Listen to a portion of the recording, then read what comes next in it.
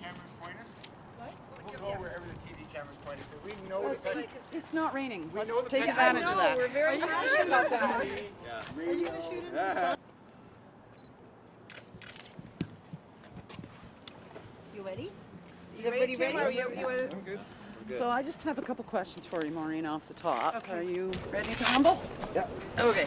So I guess the first one, I mean, you've been touring along the highways for the last couple of days. What's Yes. sort of been the theme behind what you're hearing from those communities? I think every single community that we met with, every community leader we met with had the very same message, that it is way past time for some solution to be provided. These communities are feeling a sense of isolation. Many of them talk to us about individuals that just to accomplish the basics, go get a quart of milk, go to a doctor's appointment, they have to hitchhike. There are absolutely no options for them in many of these communities. So it has been unanimous right across the entire route that everybody's calling for better solutions for buses, perhaps shuttles. A whole variety of options have been presented by people, but it's very obvious that communities are ready to step up to the plate and work with government to make this happen as soon as possible. Next steps?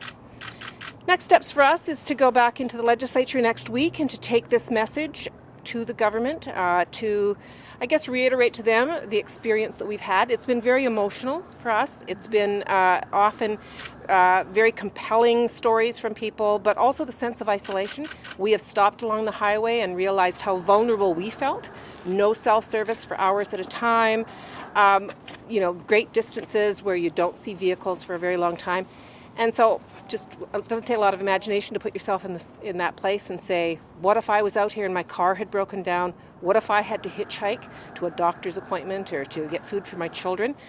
I would be very vulnerable. And so the government had promised coming out of the Opal inquiry that they would make immediate moves to follow through on some of those recommendations. One of the urgent recommendations was the bus.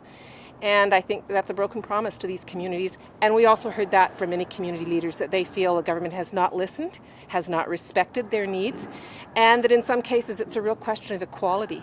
That people who are marginalized, poor, live in remote areas are somehow not treated the same way as those who live in urban centers or who have more amenities at hand that are easy to get to. Did you see anybody hitchhiking on the highway?